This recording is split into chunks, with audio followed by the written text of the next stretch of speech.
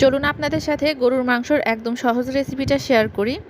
গরুর মাংস অনেকভাবেই রান্না করা যায়, তবে আমি সবসময় যেভাবে রান্না করি আর আমার কাছে যেটা সহজ মনে হয় এবং স্বাদের দিক থেকে সেরা হয় সেটাই আপনাদের সাথে শেয়ার করছি। আমি প্রথমে তেলে পেঁয়াজ ভেজে নিয়েছি এবং কিছু গোটা মশলা ভেজে নিচ্ছি। আস্ত মশলাগুলো ভেজে নিলে খুব সুন্দর একটা ফ্লেভার আসে।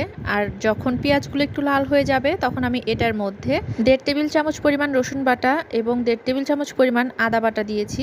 আর দিচ্ছি 1 চা চামচ পরিমাণ জিরা বাটা। গরুর মাংসের জন্য রসুন আর আদা বাটাটার মেজারমেন্টটা একরকম দিতে হবে, তাহলে কিন্তু টেস্ট অনেক ভালো আসবে। কিছুক্ষণ একটু ভেজে নেওয়ার পরে যখন মশলা থেকে সুন্দর ঘ্রাণ বের হবে তখন আমি এটা মশলাটা কষানোর জন্য পানি দিয়ে দিয়েছি। তারপর আমি এখানে গুঁড়া মশলাগুলো দিয়ে দিচ্ছি। আমি 1.5 টেবিল চামচ পরিমাণ গুঁড়া মরিচ, 1 চা চামচ পরিমাণের একটু বেশি হবে হলুদ, তারপর মিষ্টি সস, ধনিয়া আর হচ্ছে গরম মশলা, এগুলো সবগুলো 1 চা চামচ পরিমাণ করে দিয়ে একসাথে ভালো করে মিশিয়ে নিচ্ছি।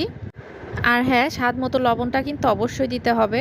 তারপর সবগুলো একসাথে ভালো করে মিশিয়ে আমি মশলাগুলো কষিয়ে নেব। মশলা কষানো যত ভালো হবে খাবারের টেস্টটা কিন্তু তত ভালো হবে। মশলা যখন ভালো করে কষানো হয়ে যাবে তখন মশলার উপরে কিন্তু তেল উঠে আসবে।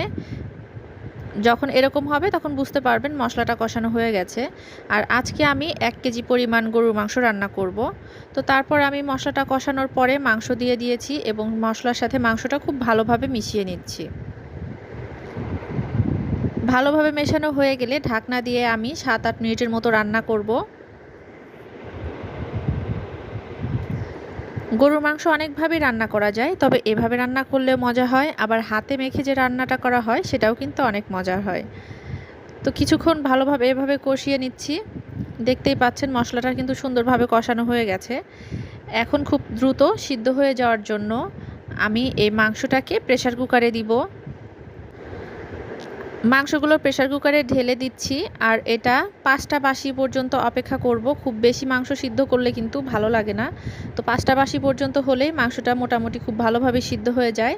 বেশি শক্তও থাকবে না, আবার খুব বেশি নরমও হবে না। মাংসটা খুব ভালোভাবে সিদ্ধ হয়ে গেছে। আমি যে কড়াইয়ে রান্না শুরু করেছিলাম আমি এখন মাংসটা আবার সেই কড়াইয়ে ঢেলে দিচ্ছি। আর এখন আবার খুব ভালোভাবে একটু রান্না করব। আমি আজকে মাংসের মধ্যে আলু দিয়ে রান্না করছি, তার জন্য এখানে কিছু আলু দিয়ে দিচ্ছি।